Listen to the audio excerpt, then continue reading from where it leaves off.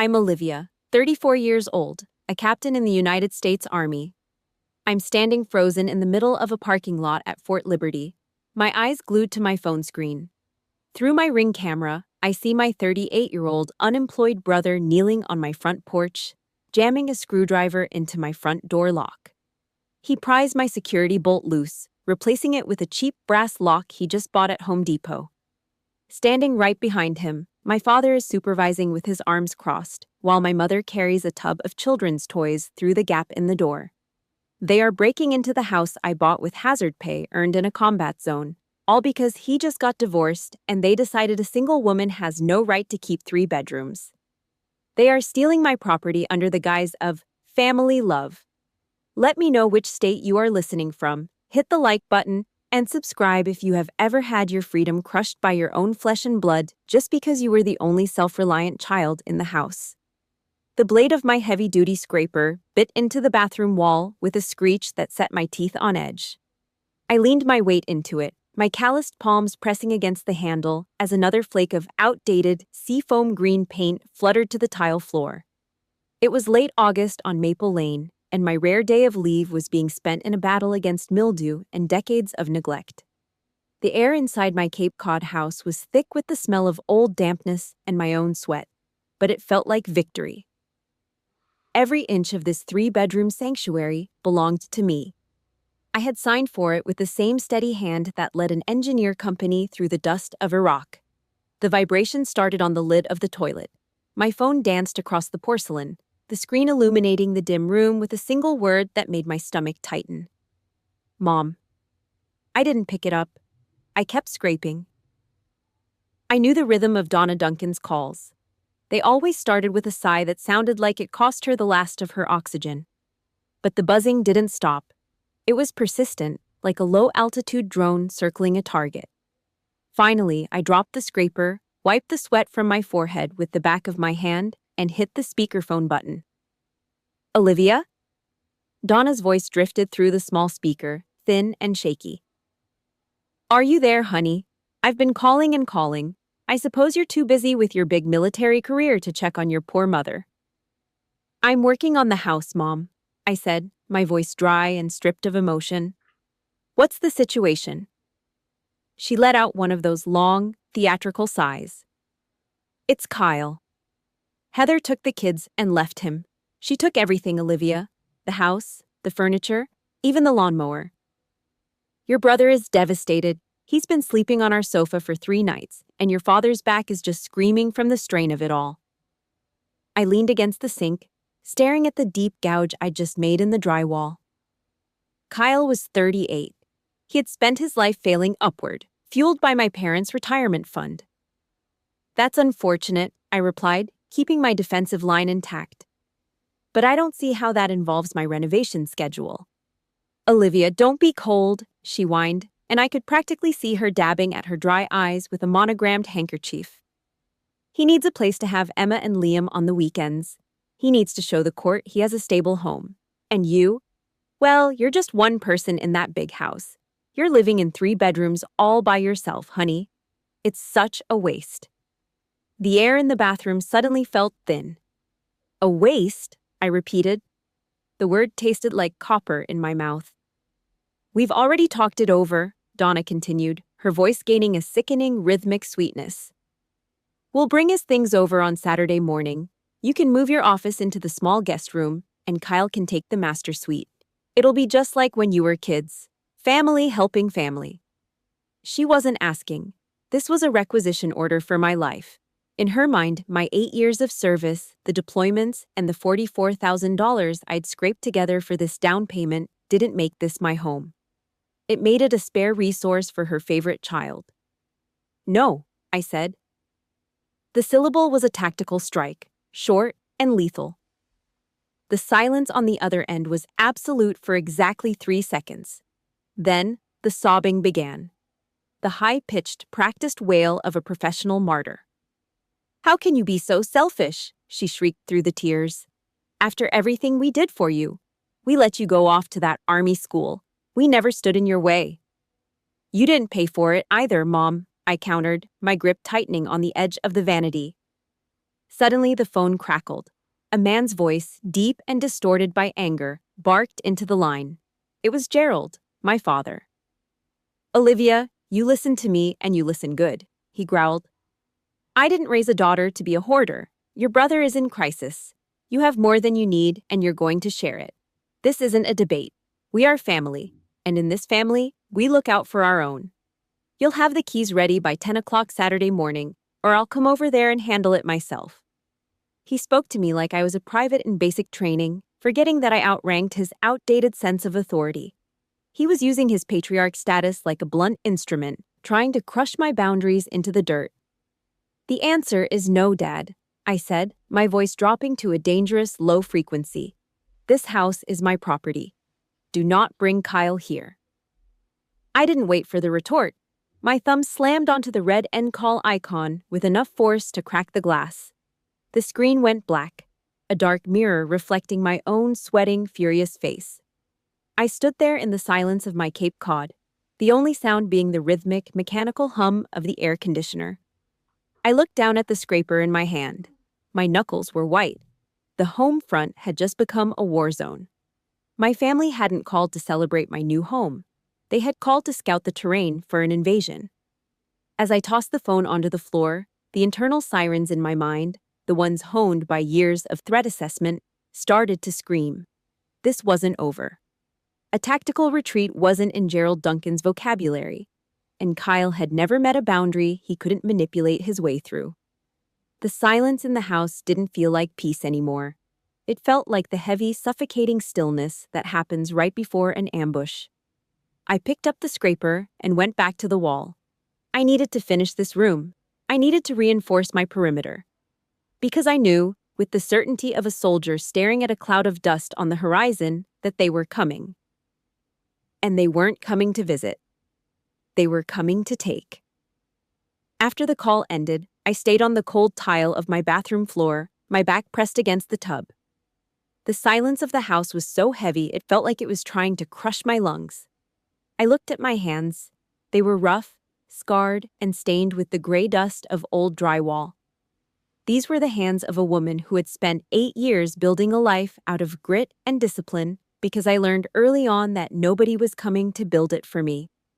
I closed my eyes and suddenly I wasn't in my Cape Cod house anymore. I was 16 years old, standing under a rusted bus stop awning while a late October rain soaked through my thin hoodie. I could still hear the roar of that engine, a bright blue Chevy Blazer, polished so clean it reflected the gray sky like a mirror. My father had bought it for Kyle's 16th birthday. I watched Kyle through the rain-streaked window, spinning the keys on his finger, laughing as he pulled out of the driveway without even looking at me. He didn't need to look. He was the golden boy. He got the shiny new truck, the sports camps, and the tuition checks. I got the tattered backpack and a bus pass.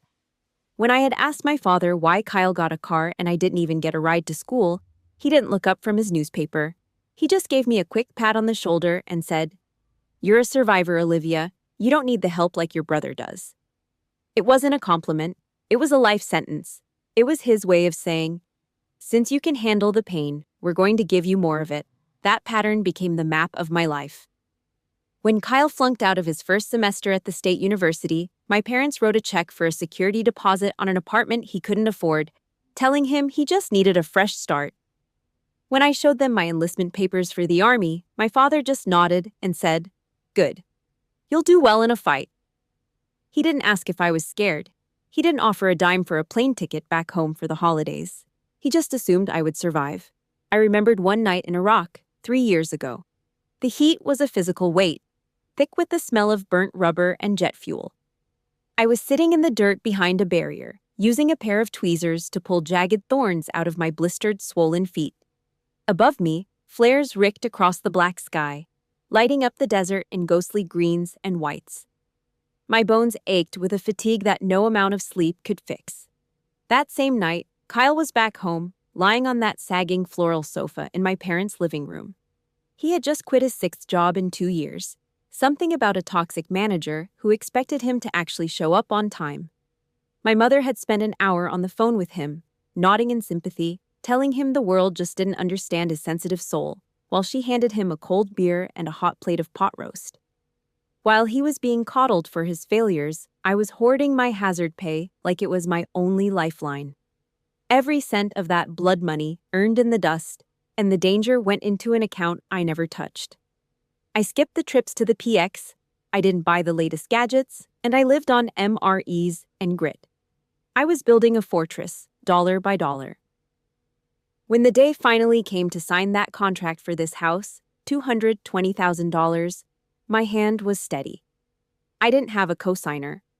I didn't have a gift from my parents. I had a mountain of paperwork and a bank account filled with the price of my own sweat and blood. I was finally building my first real defensive line. But the memory that cut the deepest happened right after I went into escrow. I was sitting in the back of an armored Humvee, the engine rumbling beneath me, vibrating through my spine. The glass was caked in red dust, and the radio was crackling with static. I was exhausted, but I was glowing. I had done it. I had bought my own piece of the American dream. I dialed my mother, my heart hammering against my ribs, wanting, just for once, to hear her say she was proud of me. "Mom, I did it," I whispered, trying to keep my voice from shaking. The offer was accepted. I'm a homeowner. There was a pause, a crackle of static, and then she let out a sharp, annoyed breath. "That's nice, Olivia. Really? But you caught me at a terrible time.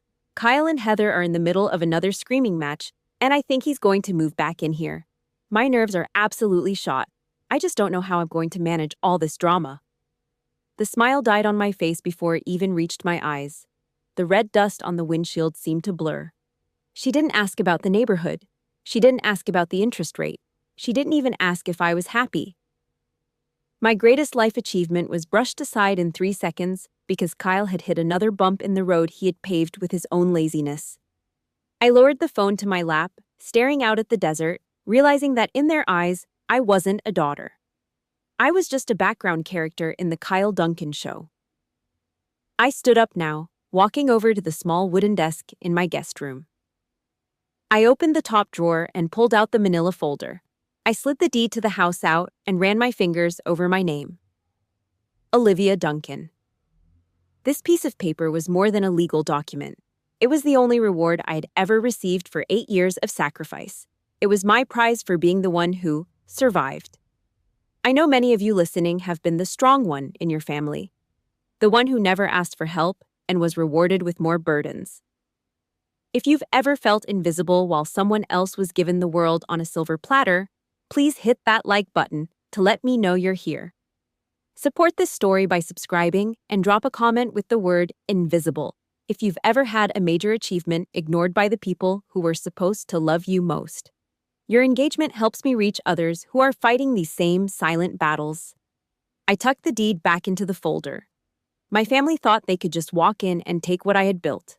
They thought my strength meant I didn't have a breaking point. But as I looked at the door they were planning to breach, I knew one thing for certain. I was done surviving for them. This house was my reward, and I would burn it to the ground before I let them turn it into another one of Kyle's fresh starts. The invasion was coming, and for the first time in my life, I was going to fight back with everything I had. The air at the range was a thick, shimmering curtain of heat and gunpowder. Sweat pooled at the base of my neck, soaking into the collar of my olive-drab undershirt as I stood behind the firing line. Around me, the rhythmic, bone-shaking crack of M4 rifles tore through the humid North Carolina morning. A sound that usually centered me reminded me of who I was: a leader, a soldier, a woman in control. I watched my unit, my chin held high as brass casings ejected from the chambers and hit the dirt like metallic rain. I raised my hand, giving the signal for a ceasefire, and the roar died down to a sharp ringing in my ears. I stepped back toward the shade of a sand berm, wiping grime from my palms, when the vibration in my pocket hit me. It wasn't a call.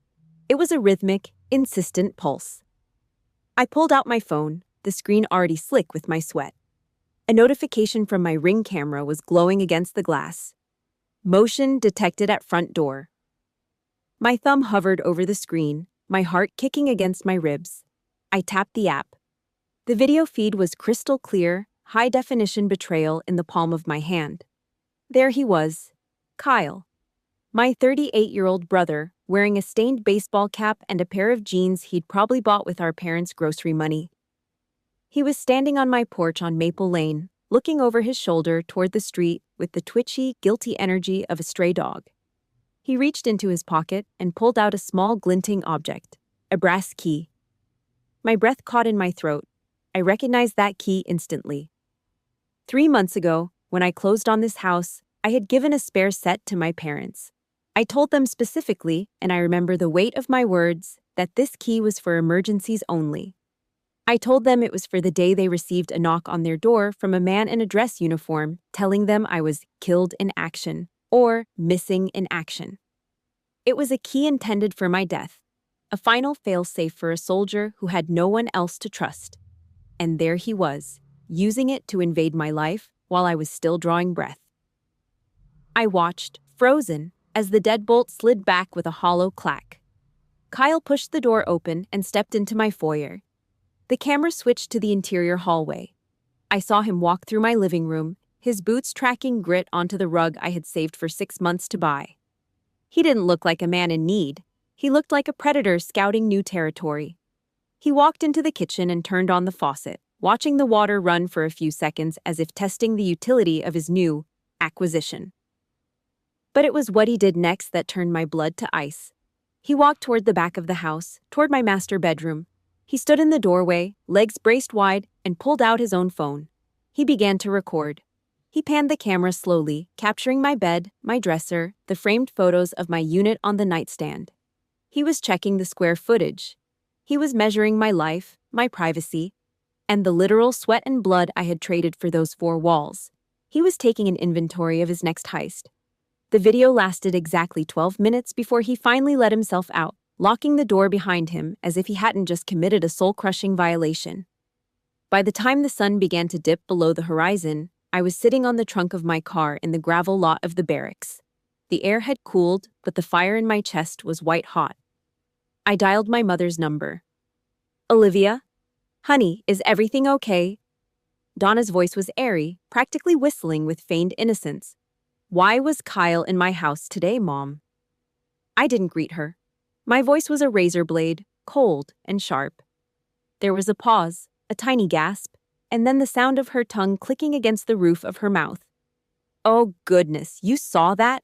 Your father must have forgotten to tell you he gave Kyle the key." "I saw him, Mom," I said, my teeth clenched so hard my jaw ached. "I saw him recording my bedroom. I saw him using the key I gave you for when I die. Why was he there?" "Don't be so dramatic, Olivia," she sighed, her tone shifting to that familiar, dismissive condescension. "The poor boy just wanted to see if the layout was suitable for the children's bunk beds. He was just doing a little recon, as you military types say. It's not like he took anything. There's no need to make such a scene out of nothing." "Recon?" I whispered. The word felt like a slap in the face. "Yes," she chirped. "He's just thinking of the family. He's trying to be a good father, and you're acting like he's a common criminal. Honestly, after everything we've been through with his divorce, you could show a little grace. Nobody did anything wrong, honey. Just let it go." I didn't answer. I couldn't. The lie was so thick, so oily, it felt like it was coating the inside of my throat. I hung up without a word and sat there in the dark, the ping of my phone echoing in the silence of the parking lot. They thought this was a game. They thought that because I was strong, my boundaries were negotiable. But as I looked at the dark silhouette of the barracks, I realized my mother was right about one thing. Kyle was doing recon. He was preparing for an occupation. And if they thought I was going to let them seize my territory without a fight, they had forgotten exactly what kind of soldier they had raised. The line had been crossed. The tactical situation had changed. And on Saturday morning, when they showed up at my door, they weren't going to find a daughter. They were going to find a fortress. The fluorescent lights inside battalion headquarters hummed with a sterile, annoying buzz that seemed to vibrate against my skull. Logistic maps were splayed across the oak table, their corners weighted down by heavy manuals. I was supposed to be analyzing supply chains, but my entire world had narrowed down to the flickering screen of the smartphone propped against a stack of folders. It chattered with notifications, the red light flashing like a persistent, rhythmic alarm. On the screen, 3 dark shadows loomed over the porch of my Cape Cod home on Maple Lane. It was early afternoon, but the footage looked like the beginning of a true crime documentary. My father, Gerald, pulled his silver Ford pickup truck to a sharp stop at the curb. He stepped out, adjusting his leather belt, and moved with a terrifying sense of entitlement. Kyle followed, hauling a heavy red toolbox. He didn't look like a brother. He looked like a specialized asset sent to dismantle a target. The camera captured everything in agonizing high definition. Kyle dropped to one knee in front of my front door, his face a mask of sweating concentration. He pulled out a cordless drill, pressing the bit directly into the center of the high-security lock I'd paid $300 for just 6 months ago. Even through the silent video, I could imagine the sound. The shrill, high-pitched scream of the drill biting into the hardened steel. The screech of metal being violated. It was a surgical strike. Gerald stood directly behind him, arms crossed, his eyes patrolling the edge of my property as if he were guarding a legitimate military operation. He didn't look like a father. He looked like an overseer of a heist. The betrayal was so absolute it left me breathless, my heart hammering against my ribs in the quiet of the office. The cylinder finally gave way. I watched through the interior hallway camera as a shower of iron filings rained down onto my welcome mat, sparkling like gray dust under the afternoon sun. The old deadbolt bungled out of the door frame and hit the floor with a hollow thud. Kyle didn't even look at the damage. He reached into his pocket and pulled out a cheap, flimsy brass lock set, the kind of garbage you buy at a discount bin for $15. He slid the thin metal into the hole, turning the screws with a smug grin that made my blood run white-hot. Then came my mother. Donna pushed through the door, clutching a large cardboard box to her chest. She didn't hesitate.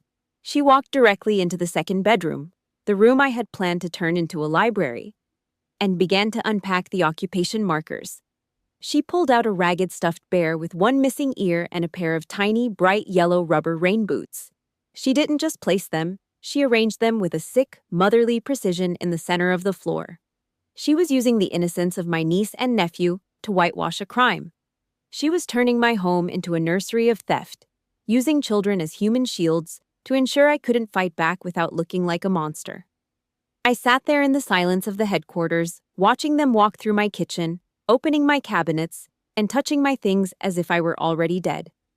They were establishing a zone of occupation, gambling on the hope that my sense of family would override my sense of justice. They were wrong. By 11 o'clock that night, the air had turned crisp. I stood on the sidewalk, my shadow stretching long under the street lamps. I didn't call them. I didn't scream. I simply knocked on the door of the house next to mine. Colonel Janet, a retired JAG officer, opened the door wearing her reading glasses and a thick wool sweater. She took one look at my face and moved aside. We sat at her heavy oak dining table, the flickering light of my phone screen reflecting in her glasses as she watched the 12-minute recording of the breach. Janet didn't flinch. She tapped her fingernails against the wood, her voice dropping into the cold, clinical tone of a seasoned prosecutor. She looked up at me and said, "Olivia, blood and bone do not grant them a license to dismantle your security perimeter. This is not a family dispute. This is a criminal trespassing and destruction of private property. You have a title, you have a deed, and you have evidence of a forced entry." I thanked her and stepped back out into the night. The locksmith's van was already idling in my driveway, the orange beacon light rotating slowly. The technician worked in silence, his tools clinking softly in the dark. I stood guard on my own lawn, watching the street. One by one, he installed 3 new steel core deadbolts. One for the front, one for the back, and one for the garage. When the final bolt snapped shut, the sound was as loud and definitive as a gunshot in the silent neighborhood. It was the sound of the first shot fired in my counter-offensive. I walked into the house, the air still smelling of the cheap brass Kyle had left behind. I walked into the second bedroom and saw the stuffed bear and the yellow boots. My mother had placed them there to remind me of my obligations. I didn't feel a shred of guilt. I picked up the box, threw the toys inside, and carried it out to the garage. tossing it into the far corner with the same indifference I would show to discarded trash. My final act of the night was mounting a new, camouflaged camera beneath the eaves of the porch. I tightened the last screw, feeling the cold metal under my thumb. I climbed down the ladder and wiped the black grease from my palms with a rag. The house was no longer just a home. It was a fortified position. The Duncan family had wanted to play war. I looked at the 3 new keys in my hand and felt a cold, terrifying clarity. I was no longer their daughter. I was a commander reclaiming her territory. And the next time they tried to drill a lock, they would find out exactly what happens when you ambush a soldier on her own ground. The blue light of my smartphone sliced through the darkness of my bedroom like a laser at exactly 6:42 in the morning. I didn't even have to pick it up to know the invasion had reached its next phase. The phone vibrated against the nightstand, a rhythmic mechanical rattle that sounded like a warning buzzer before a breach. I rolled over, my eyes stinging from lack of sleep, and watched the Duncan family group chat explode. It was a textbook psychological operation, a PSYOPS campaign launched from my mother's kitchen table. Donna's message was a sprawling, multi-paragraph manifesto of manufactured grief. It appeared on my screen, line after line of sickeningly sweet poison. "Please, everyone, pray for our family," she wrote, casting herself as the tragic martyr in a play she had written, produced, and directed. My heart is absolutely shattered. Olivia has locked her own brother and his innocent children out in the cold. I am sitting here with tears streaming down my face, wondering where I went wrong as a mother to raise a daughter so consumed by selfishness and greed. She didn't mention the 12 minutes of video I had of Kyle kneeling on my porch with a power drill. She didn't mention the metal shavings he left on my mat or the cheap $15 lock he tried to force into my door frame. In her narrative, the locks hadn't been changed to stop a crime. They had been changed to imprison the grandchildren she used as human shields.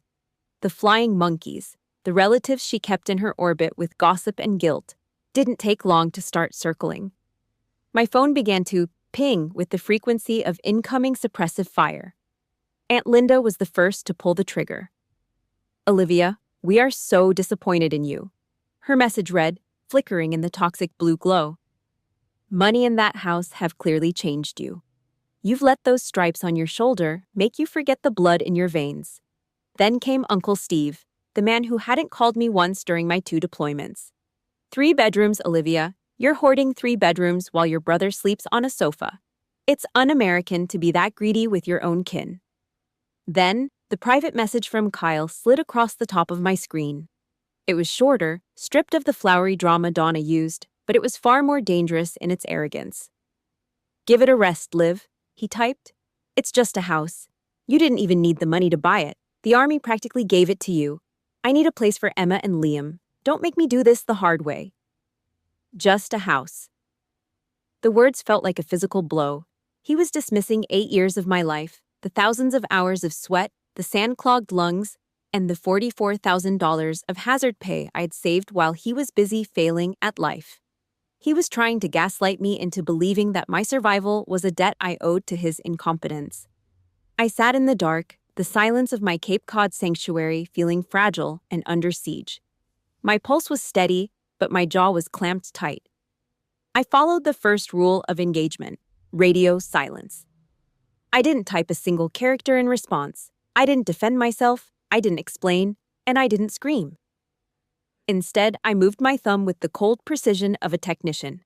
Snap. I took a screenshot of Donna's lies. Snap. I captured Linda's insults. Snap. I recorded Kyle's veiled threat. I got out of bed, threw on my physical training gear, and tucked the phone into my breast pocket. As I stepped out onto the training field an hour later, the sun was a pale, weak disk on the horizon. I watched my soldiers through the morning mist, my mind already moving 3 steps ahead of the Duncan family's chaotic emotional maneuvers. I had issued my own internal standing order: 0 communication with the enemy. During the lunch hour, I headed over to the battalion's secure data center.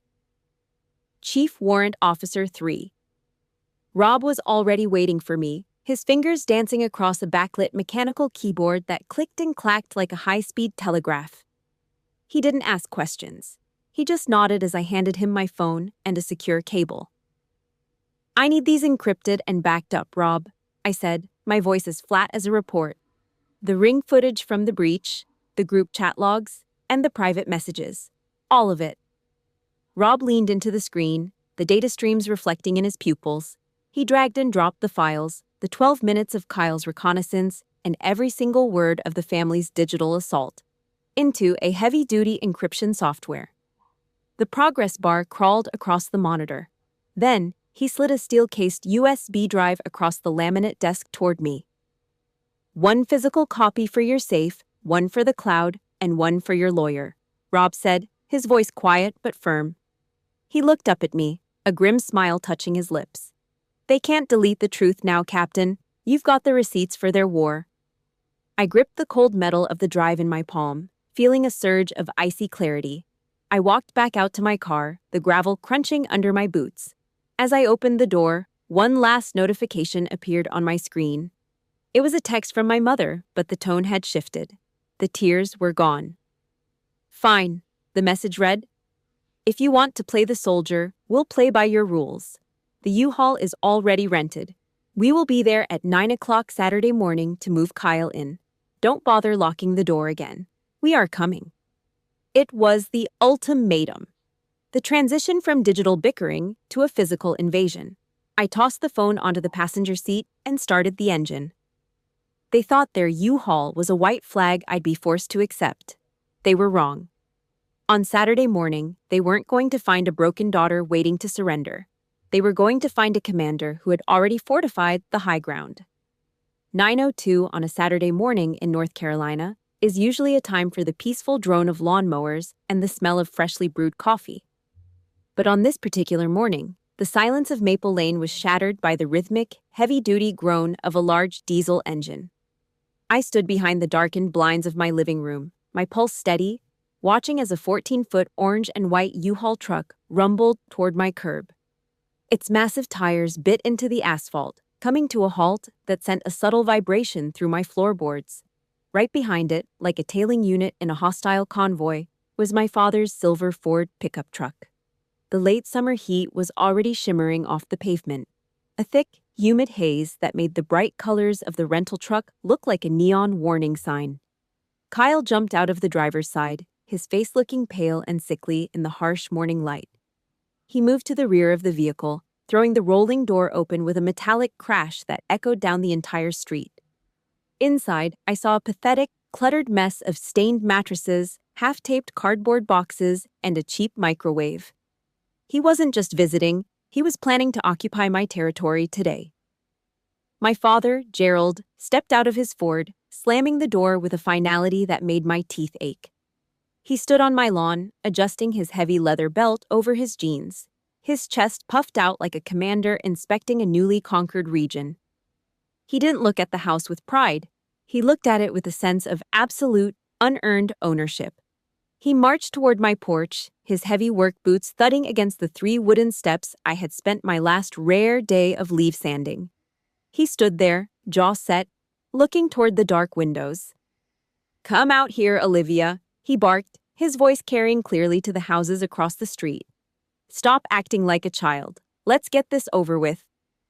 He spoke as if his authority was the only law that mattered, completely ignoring the fact that his name appeared nowhere on the deed to this property. That was the moment the theater of the absurd truly began. Donna stepped out of the pickup, removing her sunglasses with a dramatic flourish. I could see the curtains of the Henderson house next door twitching. My neighbors were craning their necks, their eyes straining to catch every detail of the public spectacle. Donna knew she had an audience, and she played her role with a sickening, practiced grace. She didn't go to the porch. She stood in the middle of the grass, her arms spread wide as she began to wail at the top of her lungs.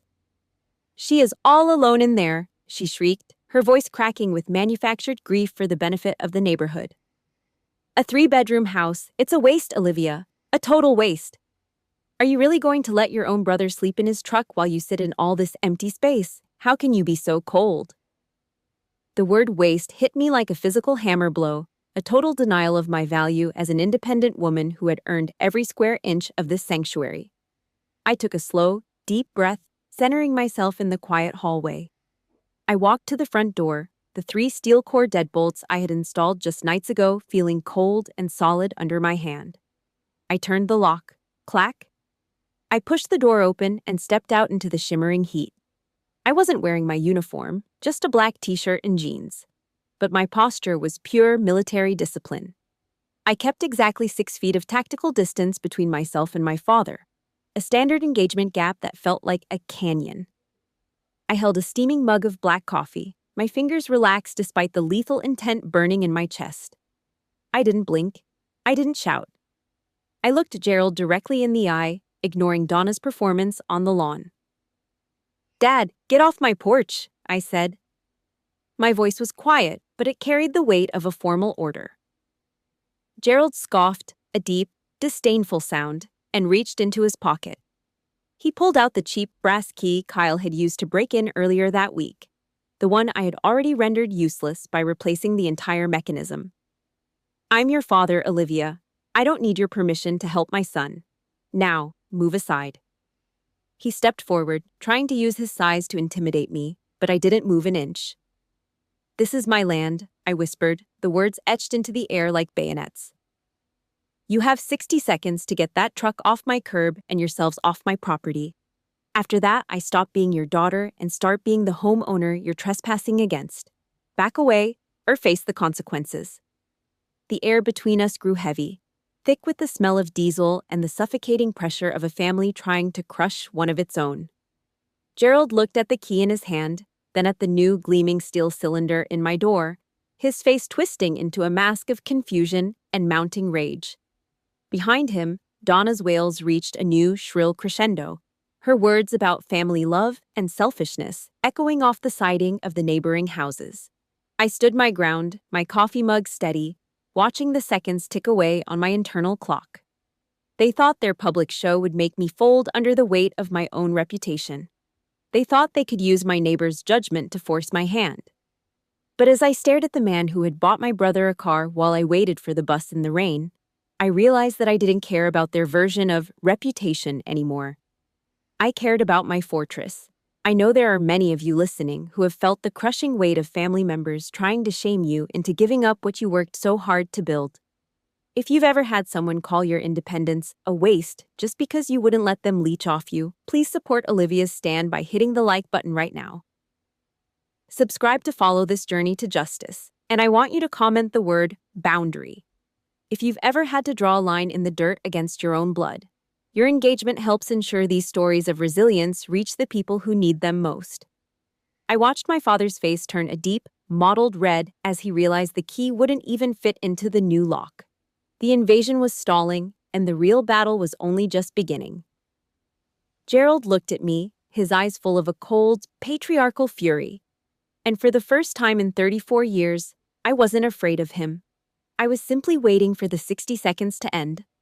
The morning sun was baking the asphalt of Maple Lane into a shimmering haze, but the air on my front porch felt like the inside of a deep freezer. I stood behind the new steel core door, watching through the small decorative window as my father, Gerald, reached the limit of his patience. He ignored my final warning as if I were still a 10-year-old girl asking for a seat at the dinner table. With a grunt of patriarchal arrogance, he huffed and shoved the brass key Kyle had given him into my new lock. I heard the dry, metallic scratch of the key failing to find its mark. He jiggled it. He shoved his shoulder against the wood, trying to force his will into the steel. The lock remained as silent and unyielding as a tombstone. It was a high-security deadbolt, a piece of engineering designed to resist intruders, and right now, my father was the primary threat.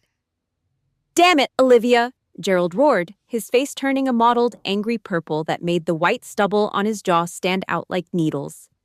"The key is stuck. What did you do to this door?" Kyle scrambled up the steps, his face slick with sweat, and shoved his father aside. He tried his own key, his hands shaking with a desperate, sickly kind of greed. He twisted it so hard I thought the metal would snap. Nothing. The door didn't even vibrate. The silence from the lock was the loudest sound on the street. Gerald spun around, his eyes wild with a cold, patriarchal fury. "You changed the locks?" he hissed, his voice ripping through his throat. You had the audacity to lock your own father out of a family home? I didn't waste a single breath responding to his stupid question. I didn't scream, and I didn't cry. My hands were as steady as they were on the firing range at Fort Liberty. I reached into the pocket of my jeans and pulled out my iPhone. My thumb moved with tactical precision, pressing 3 digits. 911. I brought the phone to my ear, looking Gerald directly in his bloodshot eyes through the glass.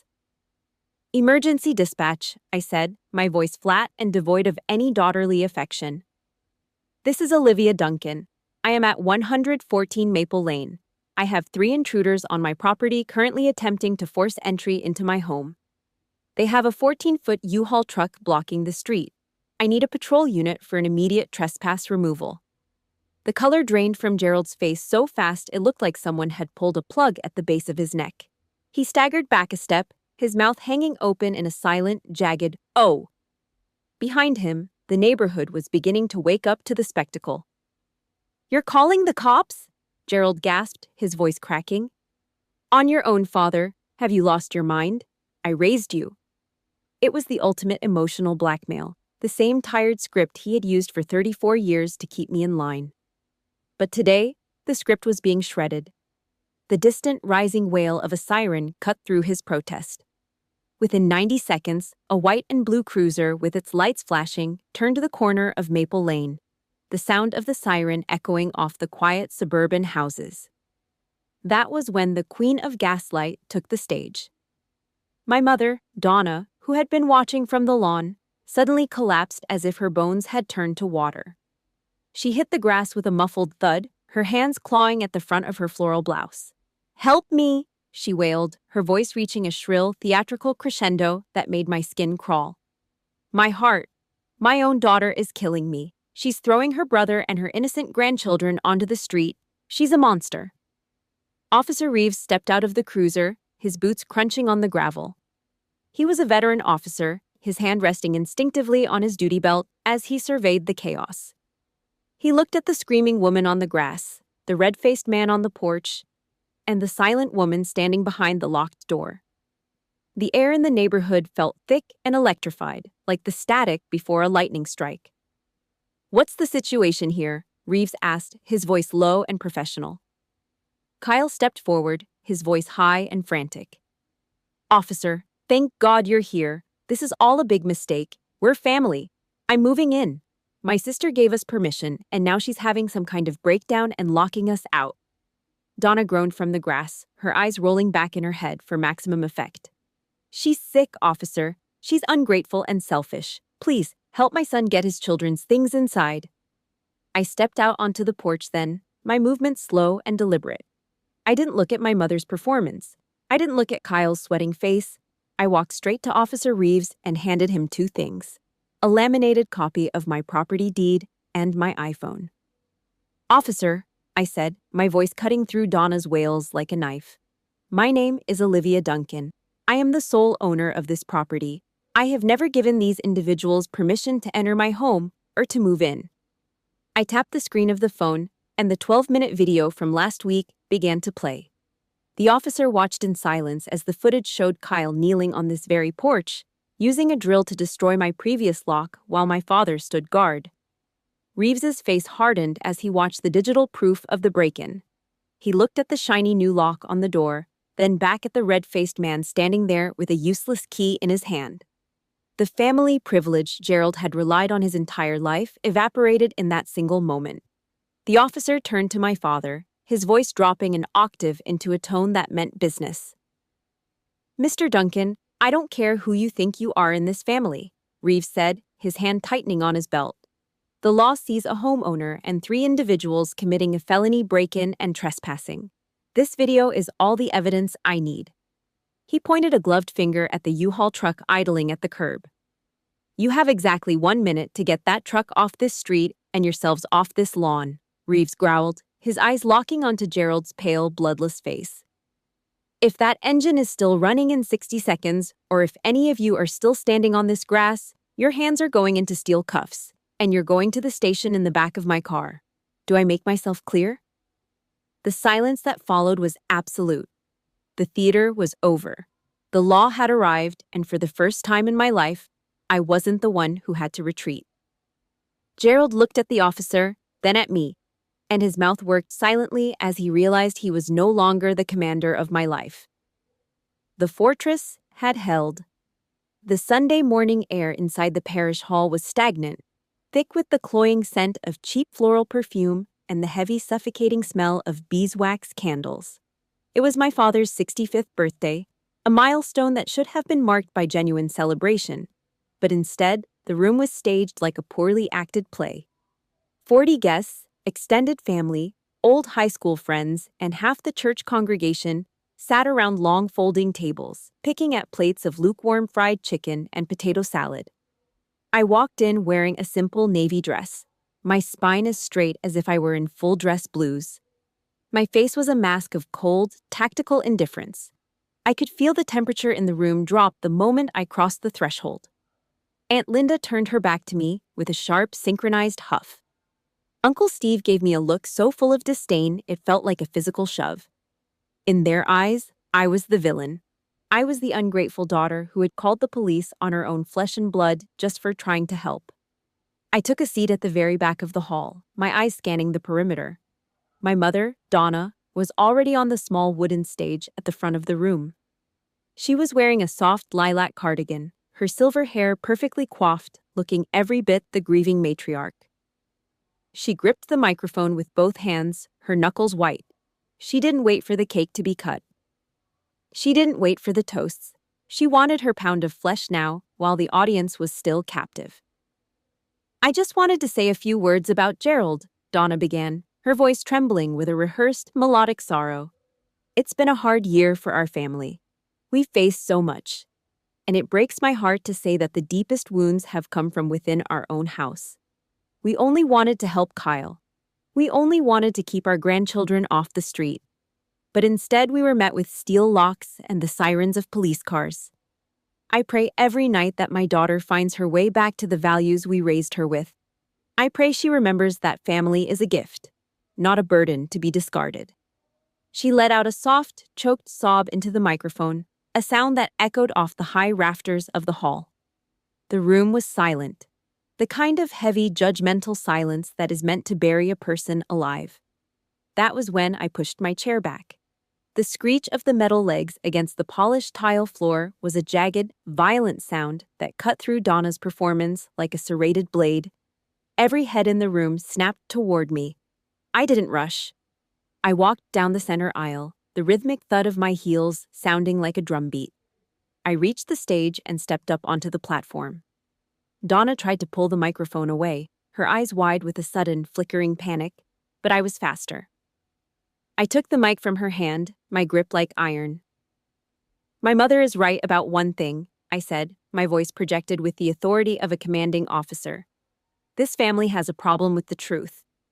I reached into my bag and pulled out a manila folder, slamming it onto the podium with a hollow thwack. This is the deed to my home, $220,000, paid for with 8 years of my life and $44,000 of hazard pay earned in the dirt of the Middle East. Not one person in this room, and certainly not one person in this family, contributed a single cent to that house. A low murmur rippled through the crowd, but I didn't give them a chance to breathe. I pulled an HDMI cable from my bag and walked over to the AV system mounted on the wall. Donna lunged for the power cord, her face twisting into a mask of pure, unadulterated rage. "Stop this!" she shrieked. "You're making a scene. You're lying." "I don't need to lie, Mom," I said, my voice dropping to a dangerous low frequency. "The cameras don't have a reason to make things up." I snapped the cable into my phone and hit the AirPlay icon. The massive projector screen behind the stage flickered to life, bathing the entire hall in a cold, electric blue light. The video began to play in high-definition glory. There was Kyle kneeling on my porch in broad daylight, his face contorted with greed as he jammed a power drill into my front door. The sound of the drill biting into the metal screamed through the church speakers. The audience gasped, a collective sharp intake of air that sounded like a vacuum. Then came the image of Donna herself, pushing through the door with a box of toys, her eyes scouting my living room like she was planning a bank heist. The footage showed 12 minutes of systematic criminal invasion. Donna was frantic now, clawing at the screen as if she could erase the images with her fingernails. "It's edited!" she screamed at the guests. "She's a computer expert. She's manipulating you all." I stepped back, crossing my arms, and looked out at the 40 pale, horrified faces in the crowd. "Does that look like a computer simulation to you, Aunt Linda?" I asked. "Does that look like family love to you, Uncle Steve?" The silence that followed was different this time. It wasn't the silence of judgment. It was the silence of a total collapse. The Duncan family reputation, built on decades of church-going hypocrisy and manufactured smiles, was disintegrating in real time under the glare of the projector. Suddenly, a figure stood up from the back of the room. It was Colonel Janet, my neighbor and retired JAG officer. She adjusted her glasses, her voice ringing out with the weight of undisputed credibility. "I was there that night," Janet said, her eyes locked on Donna. "I saw the police arrive. I saw Donna Duncan look a law enforcement officer in the eye and lie about having permission to be in that house. I am a witness to the criminal trespassing shown on that screen." That was the final blow. The airstrike was complete. Aunt Linda burst into tears, but they weren't tears of sympathy for Donna. She stood up and pointed a trembling finger at my mother. "You lied to us. You told us she was having a breakdown. You used us to attack your own daughter so you could cover up Kyle's theft." Kyle didn't even wait for the end. I saw his shadow slip through the side exit, fleeing into the Sunday morning sun like a rat leaving a sinking ship. Gerald sat at the head table, his face a ghostly, bloodless white, his 65th birthday cake sitting untouched and forgotten in front of him. I turned off the projector. The blue light faded, leaving the room in a dim, uncomfortable gray. I walked off the stage, leaving the microphone on the podium. I didn't feel joy. I didn't feel a sense of triumph. I felt the weight of a long, exhausting war finally coming to an end. As I walked toward the exit, I heard the sound of chairs scraping and the low, angry buzz of the guests as they began to gather their things and leave. The party was over. The Duncan family's reign of gaslighting had reached its final, public execution. I pushed open the heavy oak doors of the parish hall and stepped out into the fresh air, the smell of beeswax and hypocrisy finally fading from my lungs. The fortress had not only held, it had leveled the enemy's headquarters. Now there were no more secrets. There was only the truth and the long, quiet road to a life where I never had to explain my boundaries again. 3 days after the explosion at the parish hall, the silence in my house on Maple Lane felt different. It wasn't the fragile, guarded silence of a soldier waiting for an ambush. It was the heavy, absolute peace of a battlefield after the artillery has finally stopped screaming. I sat at my kitchen table, the morning sun streaming through the windows and illuminating the dust motes dancing in the air. On the mahogany surface sat a single official document from the local police department, a trespass warning. It was a cold, legal piece of paper that carried more weight than 20 years of my parents' family values. The community fallout had been swift and merciless. In a town where church attendance and reputation are the only currency that matters, Gerald and Donna Duncan had just declared social bankruptcy. I heard from a friend that the pastor had called them into his private study on Monday morning. There were no more front row seats for the Duncans. There were no more positions of leadership on the parish board. They were relegated to the shadows of the back pews, forced to walk into the sanctuary with their heads down while the congregation they had manipulated for decades whispered behind their hands. My phone had been buzzing for 48 hours with the sound of retreating soldiers. Aunt Linda had called me that morning, her voice thick with genuine, jagged tears. "I didn't know, Olivia," she sobbed into the receiver. "I only heard what your mother told us. I thought you were having a breakdown. I thought you were hurting the children. I am so sorry for the things I said in that chat. I was wrong." I listened to her cry, my face as cold as a marble statue. I didn't tell her it was okay because it wasn't. I didn't offer her the comfort she was fishing for. I simply offered her the truth. "You chose to fire shots without checking the target, Linda," I said. "Now you have to live with the smoke." Just as I was about to close my laptop, the screen flickered with an incoming call from my father. I let it ring for 5 long seconds before I answered. I wanted him to feel the distance. "Olivia," he started. His voice sounded thin, brittle, like dry parchment being crumpled in a fist. The booming, patriarchal authority he had used to crush my boundaries was gone, replaced by a desperate, shaky attempt at reconciliation. "I've been thinking about what happened. I only wanted to help your brother. He's struggling, honey. You have 3 bedrooms and 2 bathrooms all to yourself. 1 woman in all that space. It just didn't make sense to us why you wouldn't share." I felt a surge of cold, electric clarity. "Dad, listen to me very carefully," I whispered, the words cutting through the line like a combat knife. "Taking what belongs to me because you decided I was strong enough to handle the loss is not love. It is not family loyalty. It is theft. You didn't see a daughter, you saw a resource you could strip mine for your favorite son. That version of me, the one who lets you bleed her dry, is dead. I buried her on the lawn when I called 911. The silence on the other end was absolute.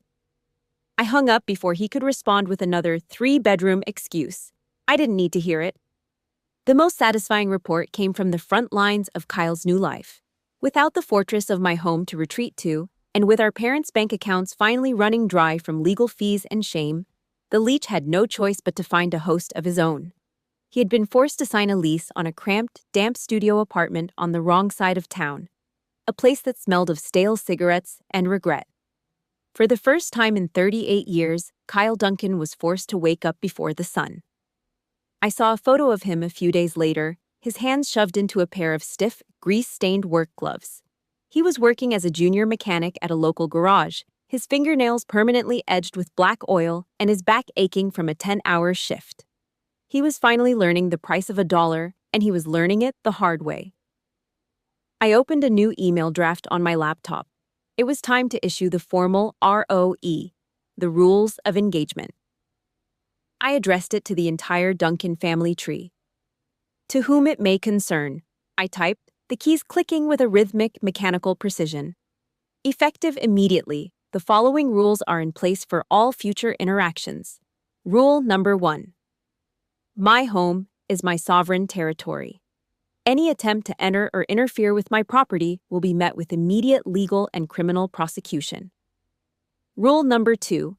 I am transitioning to a low-contact status. No phone calls, no unannounced visits. If you wish to speak to me, you will send a written request 24 hours in advance. Rule number 3. My finances, my house, and my career are no longer subjects for family discussion. If these boundaries are crossed once, the line will go permanently dark." I hit the send button. There was no hesitation, no guilt, only the profound sense of a woman who had finally reclaimed her own life. 10 minutes later, my phone chimed with a single iMessage from Kyle. No more threats, no more gaslighting. Just one word, written in the language he had spent years mocking. Copy that. I looked around my quiet, sunlit living room. The yellow boots were gone. The stuffed bear was in the trash. The air was clean, and for the first time in 34 years, the only person I was responsible for protecting was myself. The war was over, and I was the last one standing on the high ground. The dawn on Maple Lane arrived with a gentle, honey-colored light that didn't feel like a spotlight on a crime scene for once. I sat in my kitchen, the air smelling of toasted sourdough and the rich, dark aroma of expensive coffee beans.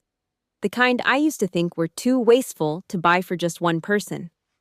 The house was quiet, but it wasn't the silence of an empty space. It was the silence of a sanctuary that had finally been purged of its ghosts. I pulled my phone from the marble countertop, my thumb hovering over the screen. There were no missed calls from the police, no frantic messages from Aunt Linda, no digital leaflets of hate from the Duncan family group chat, which I had permanently deleted and blocked 2 weeks ago. It had been nearly a month since the airplay airstrike at the parish hall, and the shockwaves had finally settled into a permanent, cold armistice. My mother, Donna, had finally stopped the frantic letters and the veiled legal threats. The public shame of that Sunday morning had been a lethal dose of reality even for her. I heard she had stopped going to the grocery store in town, choosing instead to drive 30 minutes away just to avoid the burning questions and the side eye from the congregation. Her silence was the most honest thing she had ever given me. My father, however, was trying a different tactic, one that was perhaps even more cowardly. Every few days, a notification would pop up. No text, no apology, just a photo of something he had built in his woodshop, a birdhouse, a small step stool, a polished oak frame. It was a pathetic, wordless attempt to maintain a thread of connection, a way to say, I'm still here, without having to say, I was wrong. He hoped that by showing me his craft, I would forget the image of him standing on my porch supervising a burglary. I looked at the photo of a cedar birdhouse he sent this morning, my face illuminated by the cold light of the screen. I didn't reply. I didn't even like the image. I simply swiped it away into the digital void. The distance between us wasn't just geographical anymore. It was a steel-reinforced boundary he would never be allowed to cross again. The doorbell rang, a soft, melodic chime that no longer made my heart lurch into my throat. I checked the monitor. It was Janet. I opened the door, the 3 steel deadbolts sliding back with a smooth, heavy click that felt like a reassuring handshake. My neighbor was standing there in a quilted vest, holding a warm stoneware dish wrapped in a checkered towel. The scent of cinnamon and caramelized peaches filled the entryway. I thought you might need some fuel for the weekend, Olivia, Janet said, her eyes crinkling behind her glasses with a warmth that was never conditioned on what I could give her. Peach cobbler, my grandmother's recipe. Try not to eat the whole thing in one sitting, though I wouldn't blame you if you did. Thank you, Janet, I said, and for the first time in a decade, the words didn't feel like a polite obligation. They felt like a connection. This was my chosen family. It was a concept I used to roll my eyes at during mandatory military briefings on mental health, but now it was the very foundation of my peace. It was Chief Warrant Officer 3 Rob, who sent me a text every Friday just to ask if the perimeter was secure. It was Mrs. Henderson from across the street who gave me a sharp, respectful wave every morning when she fetched her mail, a silent acknowledgement of a woman who had defended her ground. These people didn't share my blood, but they shared my values. They didn't see me as a resource to be mined. They saw me as a neighbor, a soldier, and a human being who had earned her right to exist in peace. They respected the 8 years of service and the $44,000 of hazard pay because they knew the weight of what it took to earn it. I took my coffee and a bowl of the warm cobbler out to the front porch. The morning was crisp, the kind of North Carolina air that makes you feel like you can breathe all the way down to your boots. I sat on the wooden swing, the rhythmic creak of the chains providing a steady, calming cadence. I looked up at the eaves of the porch, where the small camouflaged lens of the Ring camera watched the street. Its blue light pulsed slowly, a steady heartbeat of electronic vigilance. It wasn't there because I was paranoid. It was there because I was the commander-in-chief of this territory. I looked down at my hands, resting on the ceramic mug. They were scarred from years of handling heavy equipment, from the grit of training exercises and the sharp edges of a life lived in service. For a long time, my family had tried to convince me that those scars made me hard or cold. They tried to tell me that my strength was a reason to give more, to yield more, to shrink myself so that Kyle could feel larger in his own incompetence. But as I sat there in the silence of my own 3-bedroom home, I realized the most bitter truth of all. If the people who are supposed to love you the most require you to strip off your armor and leave yourself vulnerable so they can take what you've built, that isn't love. It's a siege. It's an extraction. The Duncan family had wanted a daughter who would act as a safety net for their favorite failures. Instead, they had created a soldier who knew exactly how to defend a position. I closed my eyes and breathed in the scent of the pine trees lining Maple Lane. I wasn't waiting for a U-Haul anymore. I wasn't waiting for a ping on a group chat. I was just waiting for the sun to climb a little higher. On this plot of land, within these 4 walls, there was no more gaslighting. There were no more family obligations used as weapons. There was only me, the quiet hum of my security system, and the absolute, unshakable knowledge that I had finally won. To anyone listening who is still trapped in the front lines of a family war, to the ones being told that their independence is a betrayal, listen to me. You are not a waste. You are not a resource. You are the sole authority of your own life. Do not let them turn your strength into a reason for your own destruction. Lock the door, set the boundary, and never ever apologize for occupying the space you worked so hard to earn. I am Captain Olivia Duncan. My perimeter is secure. My house is a home. And for the first time in 34 years, I am finally, truly, standing on high ground.